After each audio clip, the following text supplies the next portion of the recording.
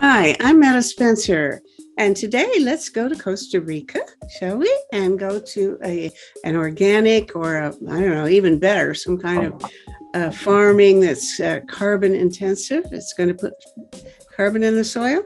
And we're going to talk to two people who care a lot about biodiversity.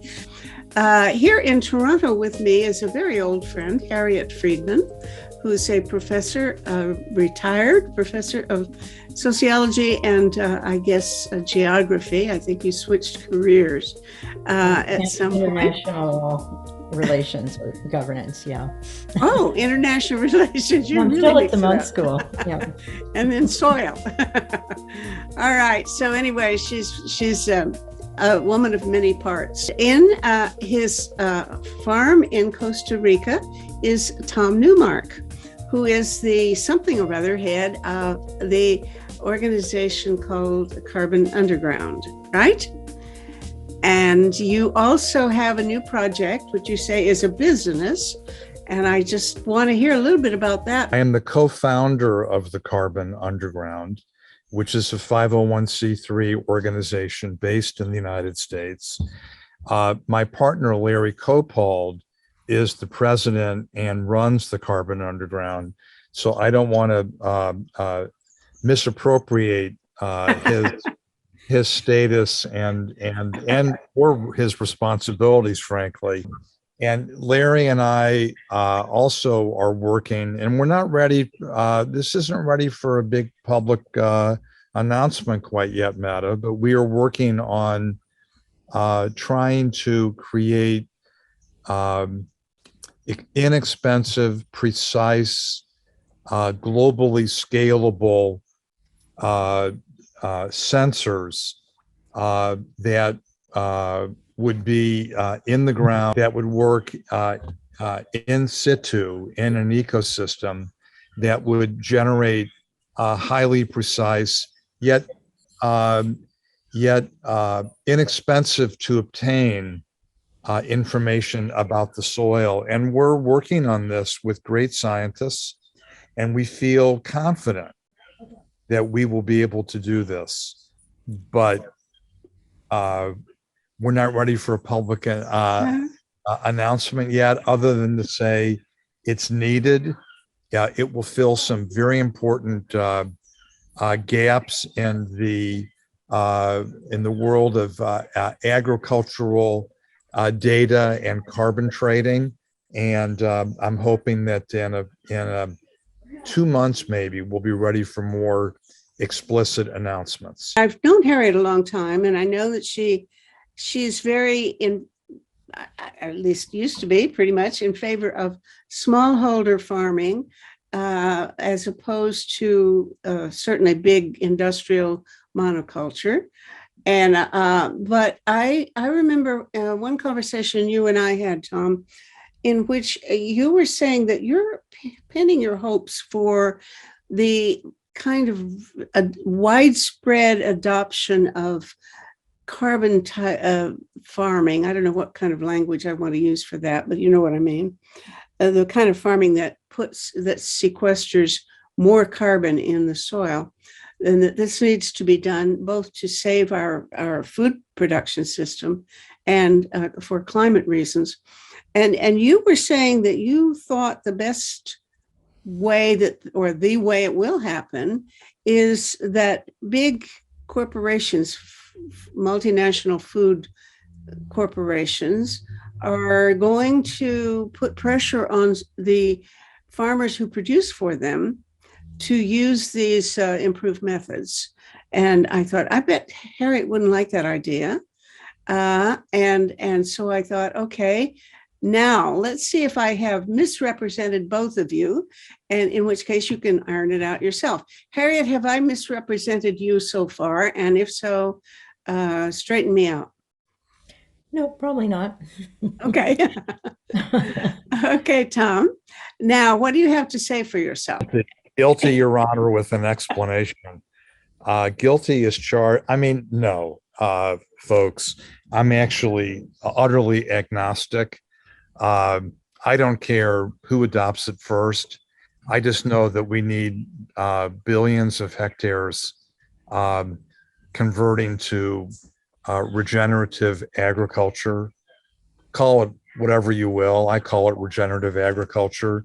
To me, that's a great term because it's broader than just carbon. It's regenerating the health and wealth of our planetary ecosystems, uh, creating food production resiliency, helping heal damaged water cycles and carbon cycles, and for purposes of climate change, creating a cooling mechanism, both by drawing carbon down from the atmosphere where it is in legacy amounts up to 1 trillion tons of CO2 now in the atmosphere that shouldn't be there, that wasn't there at the dawn of the Industrial Revolution, and putting that carbon back to work in a living form in the soil. I'm not even happy with the term carbon sequestration because that suggests that we are locking carbon up in a vault,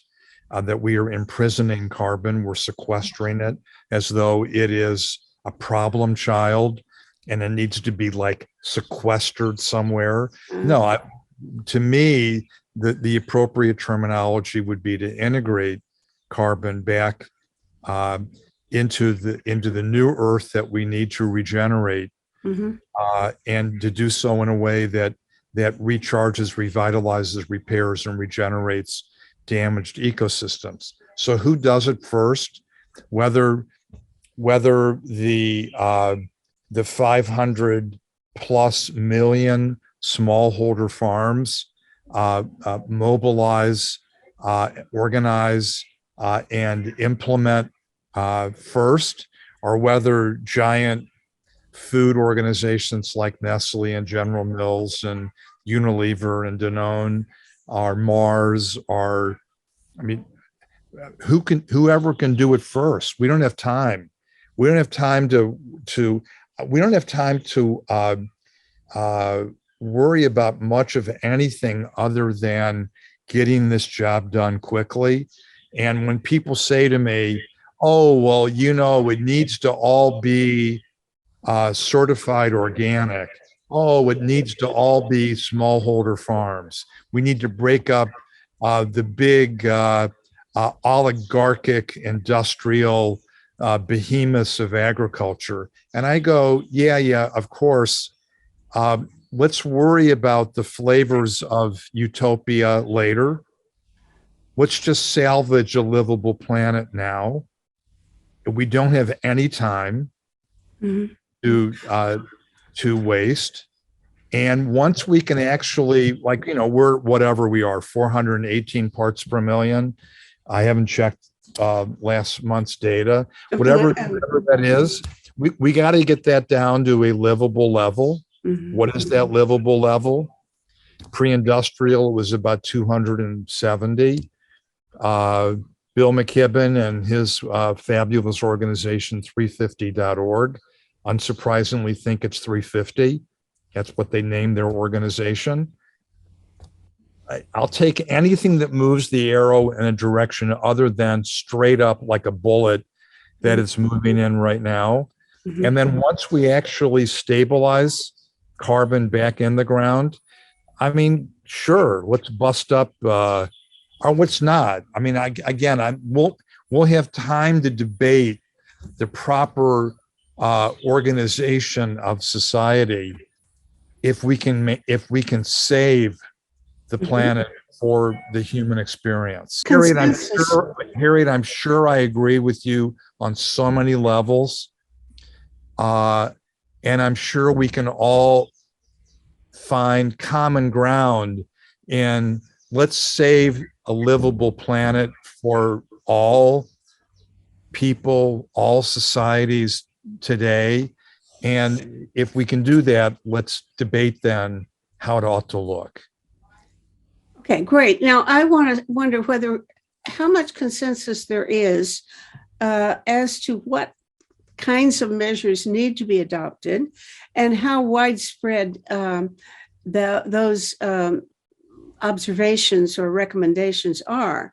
For example, I have just been in touch a little bit with Vandana Shiva, and I know other people who are working in India on promoting what they don't call it regenerative agriculture, but many of them think that what they're doing is promoting natural or old-fashioned They call it farming. natural farming, the official policy.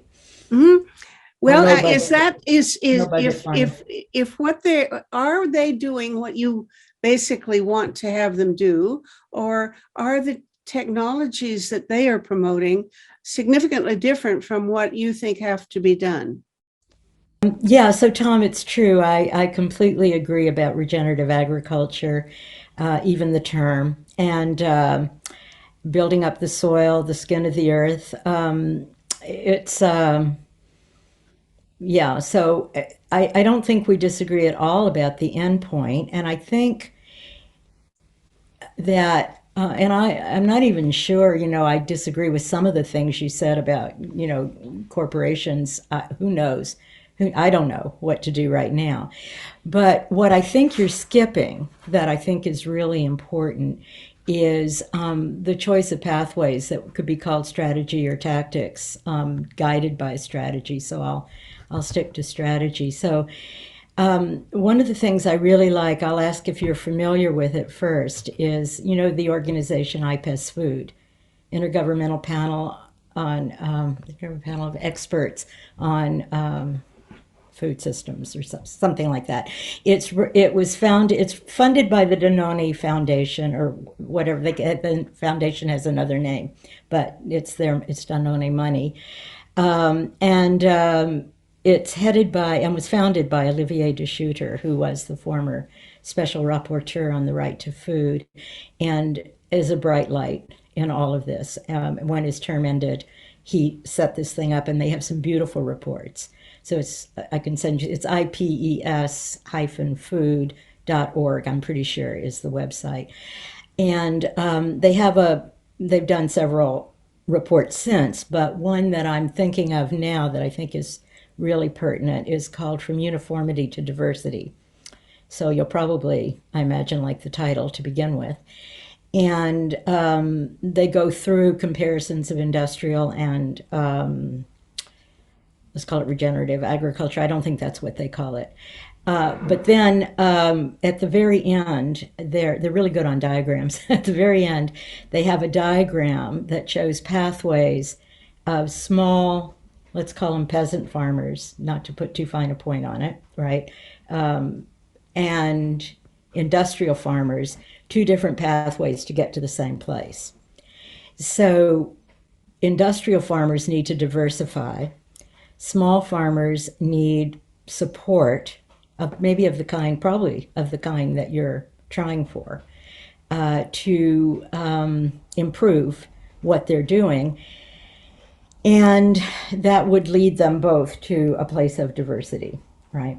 And now, where I think the difference between us would come is that what you called the bullet, which is a perfectly good metaphor, I would call it a train. I say if the train's rapidly heading toward the cliff, the first thing you do is stop it. And then you figure out what to do. But if it's on tracks, like it depends what metaphor you use here, or even a bullet would probably work. It's on a certain path, right? It's really hard to get off. Trains can go forwards and backwards, or they can tip over sideways, but they can't just change direction unless you build another track. And so what I think matters a lot is how steps taken in the present lead in one or another direction. And at the moment, the train or the bullet is leading small farmers to simplify, to aggregate, to move out and be taken over by large monocultural operations. And so it's not like I differ with you about where we should start. I would just say, and we may want to talk about carbon markets because I think that might be a problem here, but that we need to be thinking about how to deal with the power field, that is the central strategic question, that the financialization of farmland all over the world, the ongoing enclosures of small farmers, even when they're not enclosed, the incentives, because of, I would say, every kind of political structure we've inherited, every kind of subsidy, every kind of regulatory thing that I can think of that favors finance, that favors monoculture, and I can go into why those things work together too, that every one of those is part of the problem. And unless we can eat into that problem, which is not the same as your kind of stereotype of, well, let's just bust them up first and do something else. I don't even see how that could happen politically. But I'm suggesting that the politics are crucial here, that looking at the legacy regulations, if you like, over farmland, over markets, over finance, that needs to be eroded, transformed. I could say a lot more, about various things, ways one can think about it, but that is the problem. And that going right to the corporations can have some positive effect in here or there. If Nestle decides its consumers want something and they can put it on the label and they can encourage their farmers to do it, but they work to scale. And I can give lots of examples of how difficult it is for any small scale to sustain itself in a corporate field, even if especially if they're in direct relation as sellers to the buyers from a supermarket or whatever. But even if they're not, even if they're just in the field, the regulatory field I've just listed aspects of, then it's extremely difficult for them to resist moving with the train or moving with the bullet. Well, I mean, I don't disagree with I don't disagree with you that it's a challenge, and the regulatory environment needs to change. The subsidy environment is upside down. I ran a huge corporation. I mean, Which one? It was called New Chapter. It was one of the world's largest vitamin companies. Yeah. Uh-huh. Right. And I mean, it wasn't big like Nestle. It was tiny. It was a nothing compared to a Nestle or a Procter and Gamble's or those giants. But I ran a pretty big company, and we had probably a couple of thousand farms that supplied herbal products to our company. Mm-hmm. And at one point, we were the world's largest purchaser of organic turmeric. So I don't apologize for running a big corporation. I don't think you should apologize. I know the incredible organizing power and the dexterity, the nimbleness, the drive that corporations can mobilize when they're motivated. Now, your statement that maybe Nestle would convert to regenerative agriculture if its consumers wanted it, I think it's way beyond what consumers want at this point. I think that the consumers, they may not even know much about regenerative agriculture. They may not realize that agriculture contributes to climate chaos and that it represents a potential fix. I don't know I think if we did a global opinion poll of the numbers of people who believe that agriculture could either contribute to or be part of the cause, I think it would be single digits at the most. At the most. So I don't know that the big corporations are looking to answer a consumer demand for regenerative agriculture. I think corporations are appropriately panicked, and let's use panicked, about the fragility of global supply chains. I mean, what's going on right now in the Ukraine is just one simple example of the fragility of global supply chains of agricultural products. But if you are reliant on the production of foods, herbs, proteins, anything that cotton, if you're reliant on anything that grows, and if you're the head of purchasing, the supply chain manager, or the operations or CEO of a corporation, and you're not panicked, you should be fired. Because this is a 5-alarm climate, soil, agricultural nightmare, and agricultural systems are breaking down.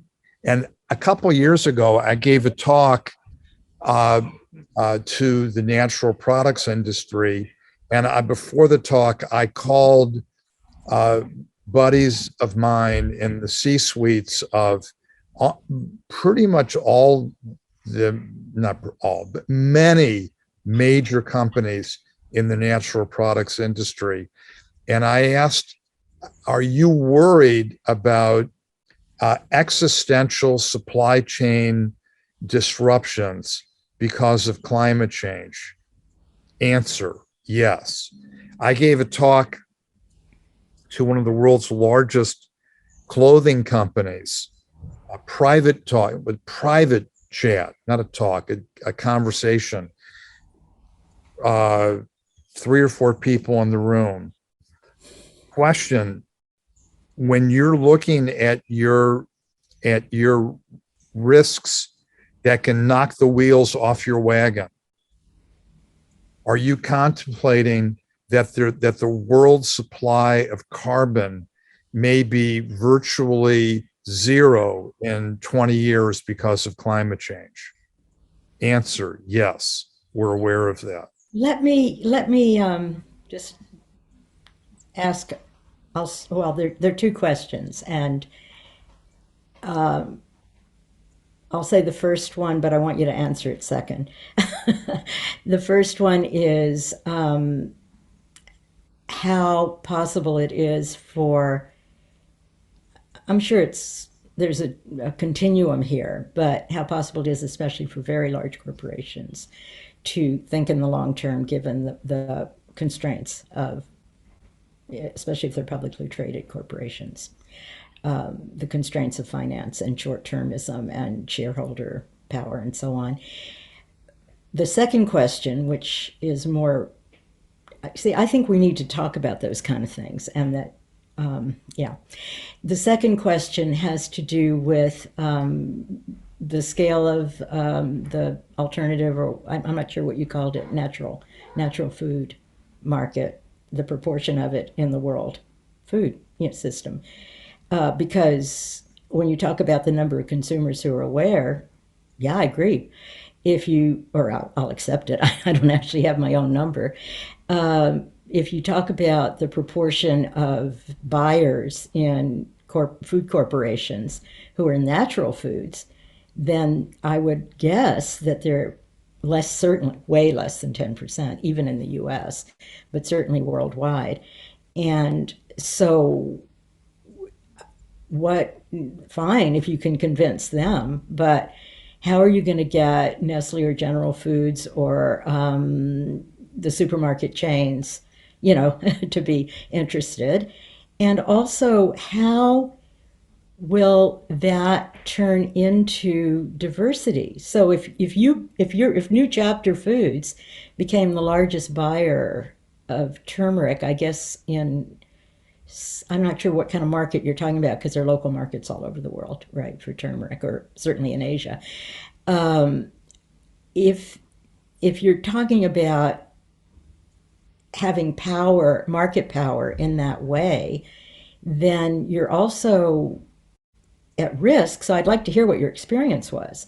Like, were your turmeric suppliers starting to do monocultural turmeric or something in that direction? It's the old tension between commercial farming and subsistence farming. And that's where the IPES food diagrams come in, because if people are trying to do subsistence farming, they're in deep trouble. And so they need to learn how to commercialize, and that new chapter buying of some of the products they're already producing or could easily integrate into a mixed farming system, that could be fine. But if the pressure is then to become a supplier of turmeric, and you have no more of your own food, and all your neighbors are specializing in either that or something else, and the local markets disintegrate and all gets turned into these vertical supply chains, then that's heading us in the wrong direction. Even if turmeric's better than cotton, or even if they're growing it without pesticides, or even if they're putting, I don't know how you put carbon in the soil without a mixed farming system, but maybe you can. I think that's a really important question. It's a challenge. Uh, I don't think that we know enough yet to know exactly what practices are optimal for regenerating damaged ecosystems. People say they know. There are many people with religion about different practices, organic or biodynamic, or you name That's it. not what I'm talking about. I'm happy to be regenerative here. You know, that it's I'm a good. fairly loose label, that we measure the health of the soil and the direction of improvement of the health of the soil. Yeah, the problem is that we're not measuring it.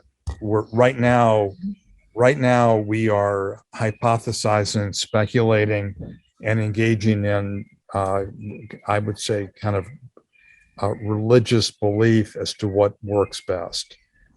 But having said that, I am going to agree with you that I think at the end of the day, the number one driver for regenerating ecosystem health is likely going to be biodiversity.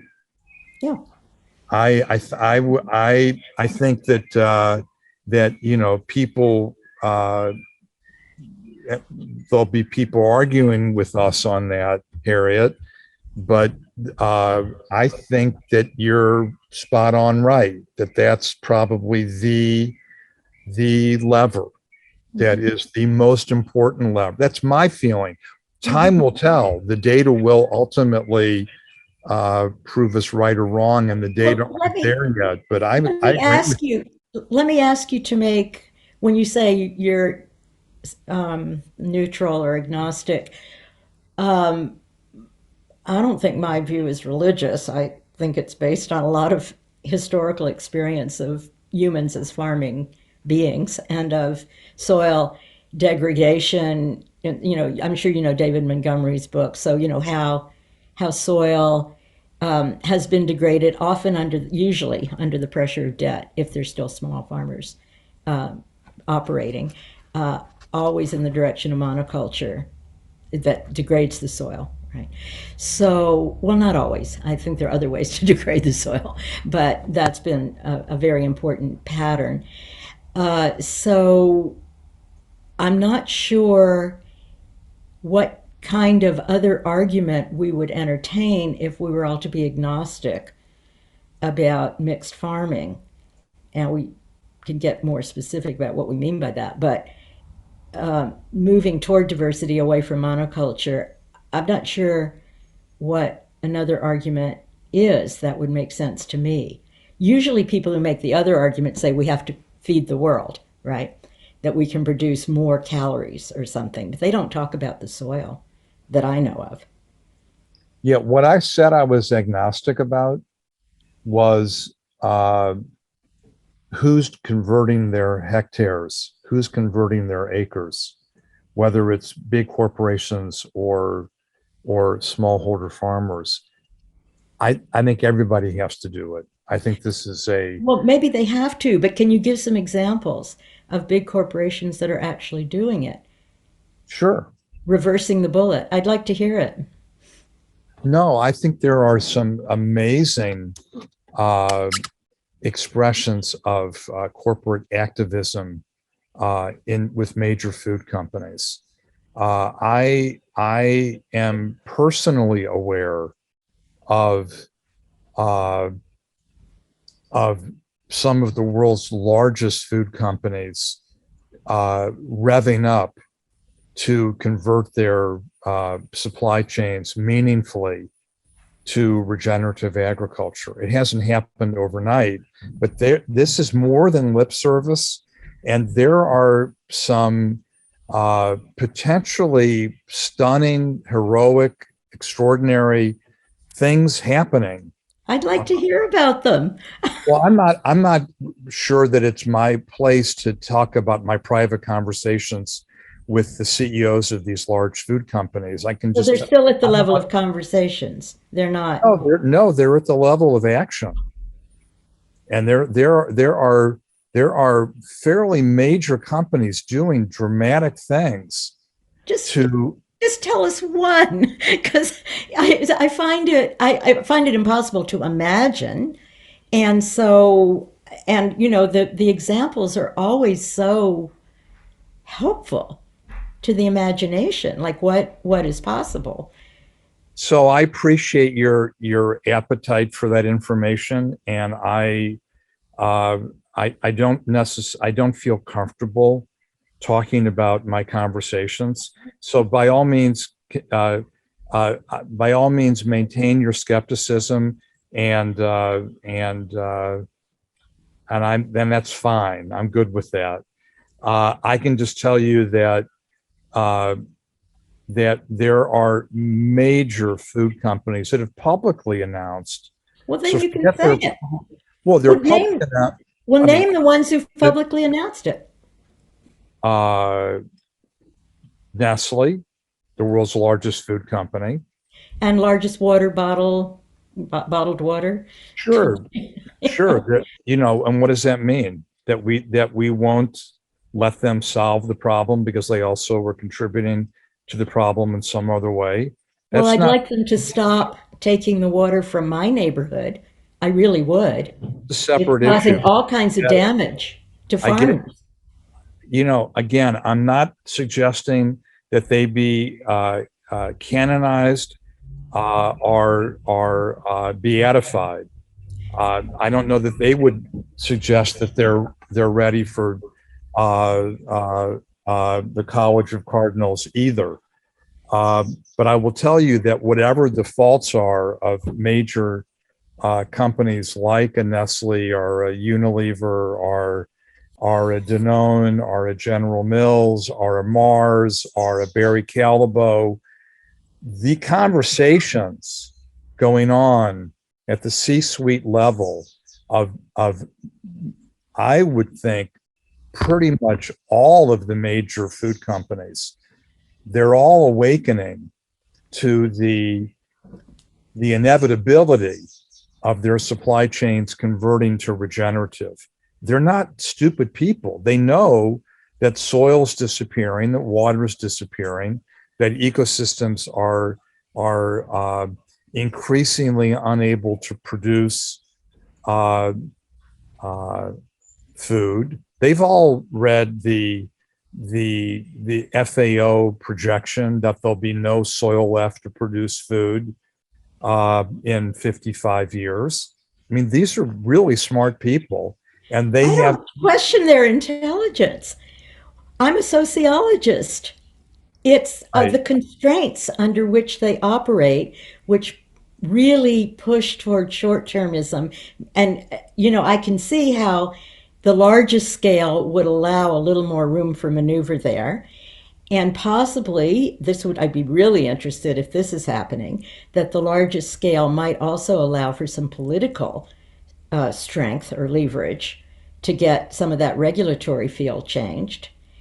Um, but I'd like to know about it. It's sort of, I'm not like not sure what I am. I don't want to name it that you think I might be, but I think you're well-meaning and wonderful. well, no, it's I the know that greed. we know that we agree on It's the some part. pressures to short-termism, and it's not about intelligence at all, in my view.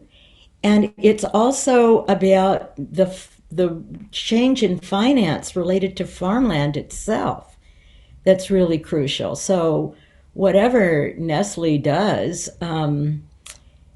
if there's short-term speculative transformation of farmland in bad directions, I'll recommend a book to you and to anyone who's listening by Madeline Fairbairn called Fields of Gold, about how those real estate vehicles grew up for farmland and entice investors, and what they do to farmers. And it's focused on the US, but has a big part on Brazil as well. And it's ethnographic. You would love it because she's interviewing ethnographic at the level of the corporation. She's talking to and going on tours that they're doing for potential investors. She's talking to them about how they're thinking about it. So I worry a lot about that. So whatever anyone does at the supply end, if the farmland end, which is really what you're concerned about, I think,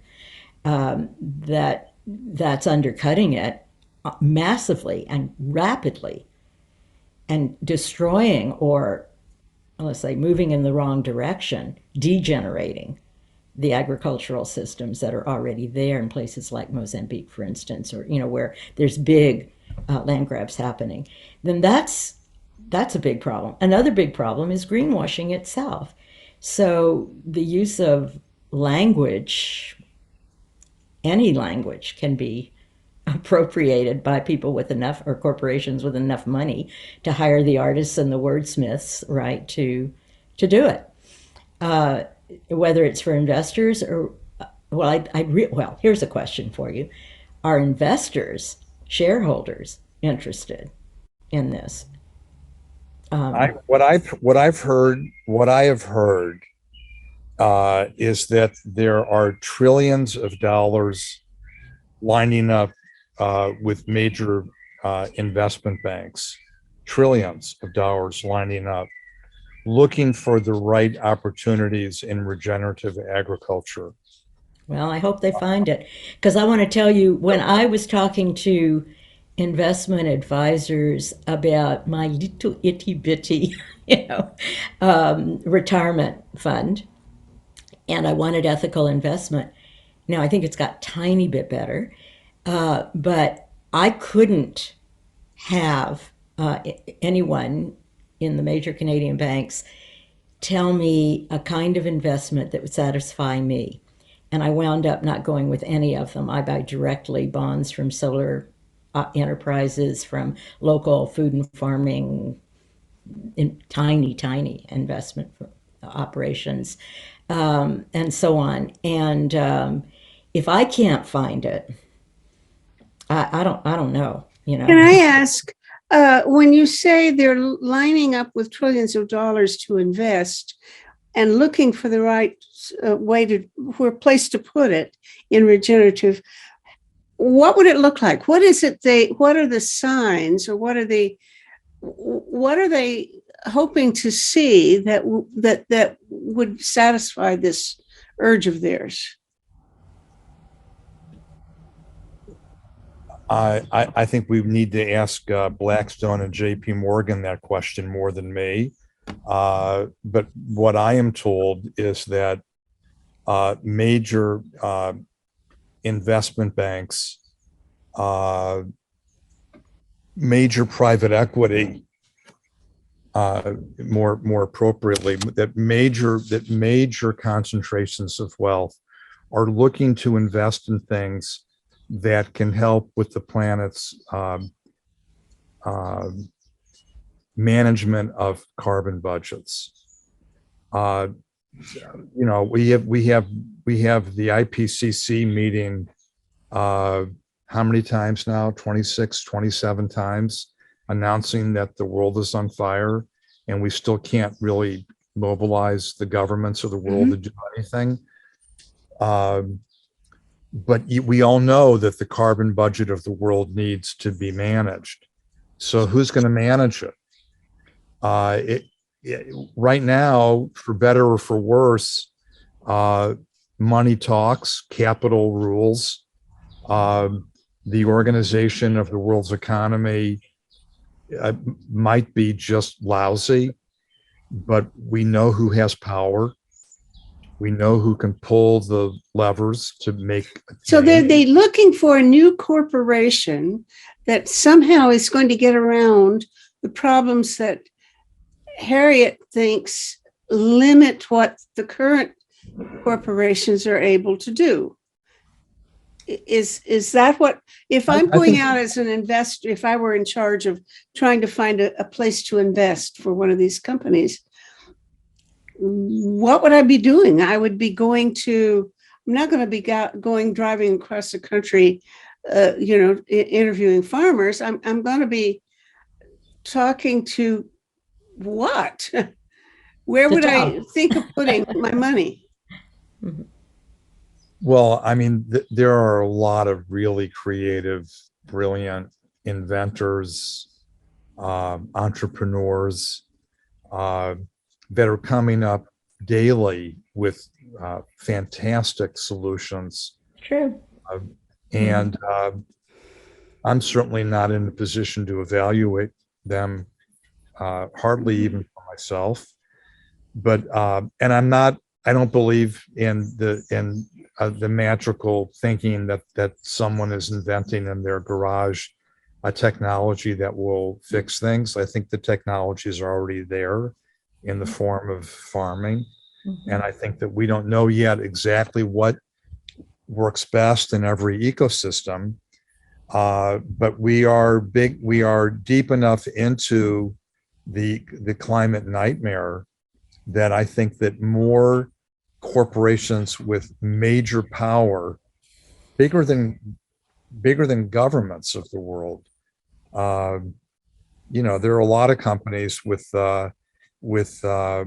more power than even medium-sized nations.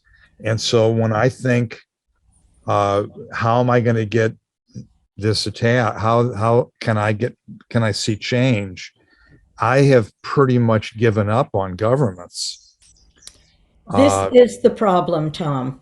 Right. And I'm not gonna defend governments at all, because the whole state system is in as much disarray as the financial system.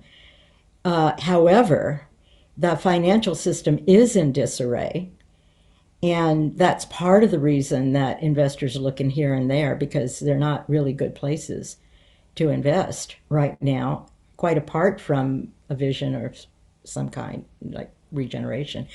So, and I would say that it's pretty clear, even the recent history of finance, and let's call it decades history of finance, and I would say centuries history of the state system, that both of them are human constructions and both of them are extremely frail. So obviously, it's true that some corporations have a lot more money than some governments do. And the more we reduce taxes, the more true that is. Not only that the governments have less money, but also the corporations have more because they're not taxed. So that's part of as far as I'm concerned, part of the bad trajectory we're on, the dangerous trajectory we're on, that the train is heading toward the cliff. Let me get concrete. Okay, now I want to find an example. And I think, for example, I've been very interested in biochar. I think a lot of potential there. I tried to buy a bag of biochar about 6 months ago. You can't get it anywhere in Ontario. I had to send to Upper New York State to have it shipped in, just a 25-pound bag of biochar. Now, what I think is if we could create a market for biochar and have it mixed in with fertilizer and have a law saying every bag of fertilizer has to contain, I don't know, 10% biochar, something like that, then we would have a market, and then we could go around making farmers aware of the fact that probably it would be a benefit for them to use. And we could start finding out how to get more of the stuff produced and then create businesses and things like that. Now, if I'm the investor and I'm trying to find a way to invest some beneficial funds, what would stop me, or would I actually go out and start saying, I want to find some company that wants to go into the biochar business big time? If that isn't happening, why isn't it? Is it happening? Is it not happening because Harriet is every day. It's happening every day. I mean, you're asking me things that are way beyond my pay grade and where I'm comfortable speculating, but I am aware of many impact investment funds. I don't know where you're not looking, but there are impact investment funds all over the place. I've got a buddy who created a spectacular impact investment fund looking to invest in startup ideas or mezzanine ideas that are helping the environment, where the payback is slow money, not no Slow money. yeah, but it's very small. No, but it's small right now, but it's growing. I mean, I don't, again, also everybody's financial requirements at different stages of their lives, the permutations are infinite, and some people just may not be able to tolerate the risks that are associated with impact investing, because most new ventures are speculative and most fail. So it takes a real discipline to wisely invest in what I would call impact investment. But people are doing it with great success. Yeah, not me. Yeah, not and me. I'll take back my my what kind of hesitation around scale, because I do think everything starts small and that there can be threshold shifts. And yet, then I would want to put it together with those IPES diagrams, and ask about scale. And I guess there'd be two questions I would ask you. One is, do you know of any examples of regenerative agriculture at really large scale? Or what kind of scale? What kind of scale is possible for regenerative agriculture? I would also ask what kind of knowledge on the part of the farmer is relevant to the kind of adaptability and monitoring. There have been vast ecosystems regenerated. John Liu, like that, you mean? Pardon? Like John Liu in China and everywhere, lots of places. Yeah. I mean, he's a wonderful filmmaker, and he recorded the work on the Les Plateau. There have been great success stories of millions of acres of land being regenerated.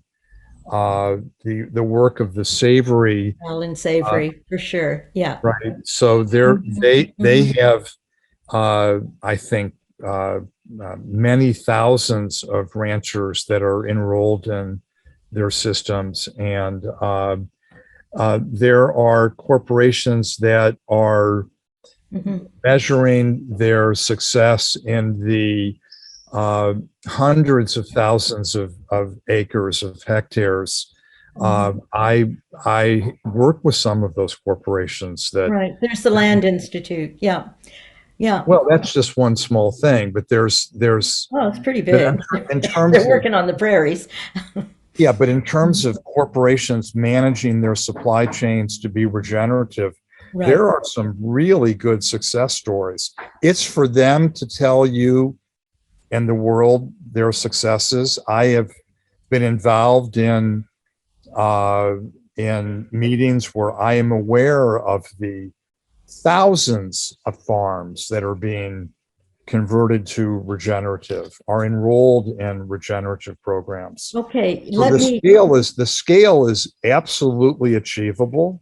right. Okay, yes. I know about those cases, but now it would be a different question then. Those are bottom up experiments, and let's just take those. Let's just take those. So, the Land Institute, for instance, with Kernza, got what's that out? Sportswear supply.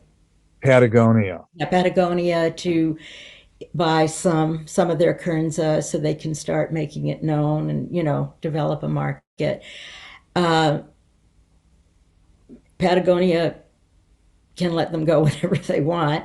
And it's not, there's a particular direction of movement here. I would be interested, like say in the Alan Savory thing, once yes, you can regenerate soil for sure, and it's beautiful by using cattle intelligently, which of course is also a very, very old pattern of rotational grazing that was even the transhumant farmers that in Europe, so say around the Mediterranean, that went from the lowlands to the highlands seasonally with their animals. That the animals in those cases, in the transhumant and the older cases, even in English high farming, those are part of a mixed system where the animal manure and the grazing in one place and the pooping in another place, all of that is part of a landscape scale regenerative system. What we have that makes money right now is intensive livestock operations and the intensive monocultural grain and soy and so on that feeds them. So do you see, for instance, in a rotational grazing system, yeah, it can work at the edges, and there are people who have grass-fed beef that they can sell at market premiums to people like me. And there are quite a few people like me because we're not particularly rich, but we think it's important. But can they actually become profitable enough to invest in and shift away from intensive livestock and intensive monocultures to feed those livestock? Because that's what's growing apace.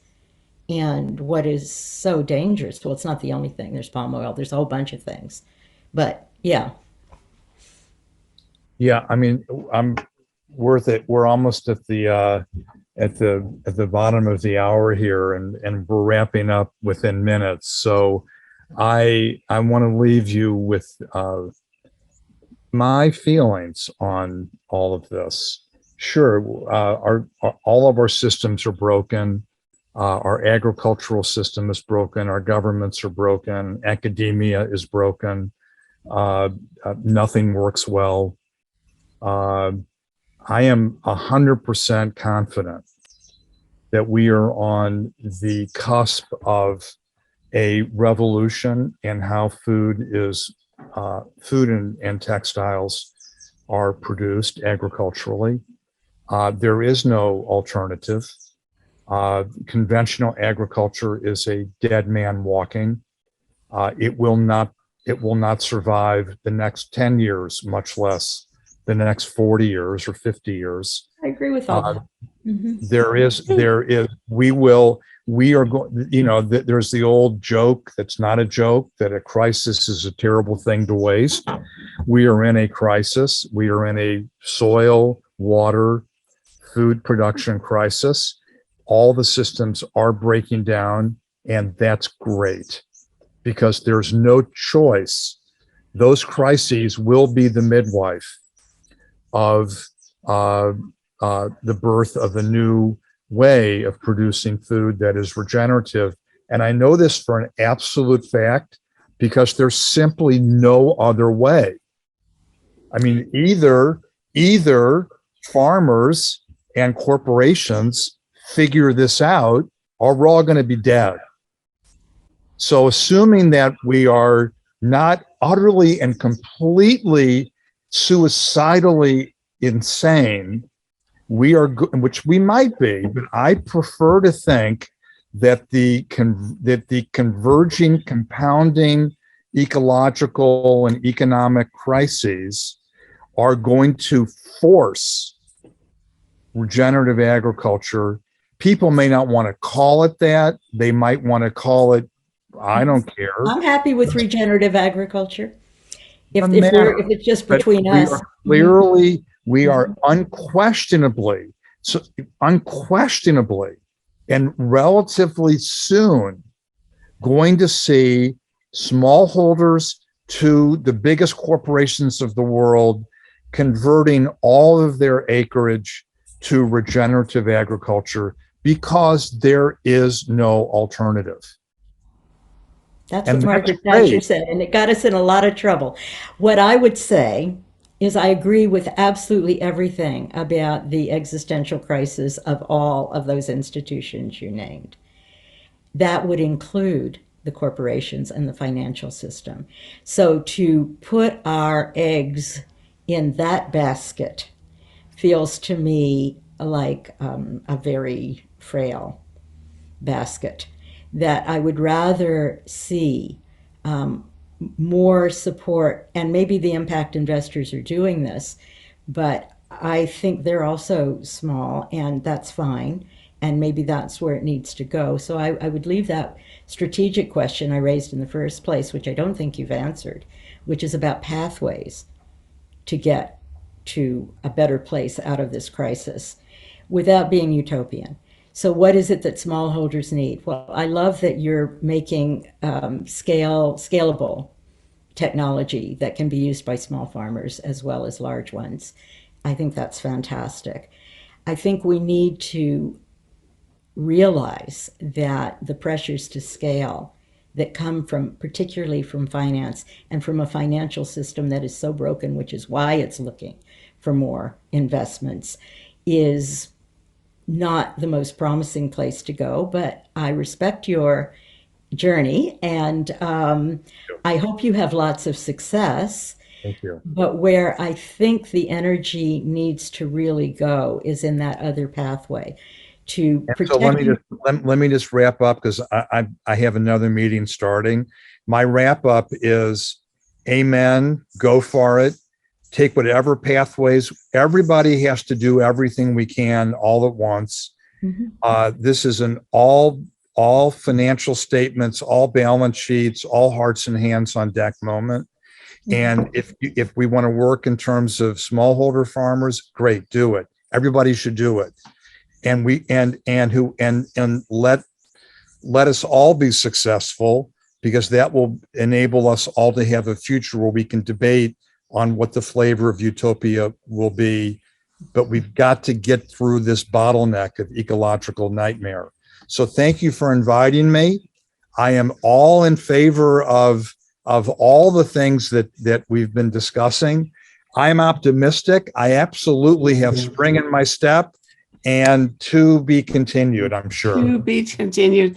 It's been beautiful. And I'm delighted that you do have so much in common. I was afraid it was going to be a brawl, but I think you basically, it's just a nuance difference. The rest, yeah. All right. Very good. Wonderful. Thank you both. Thank you. Bye-bye. Good. Bye. Bye.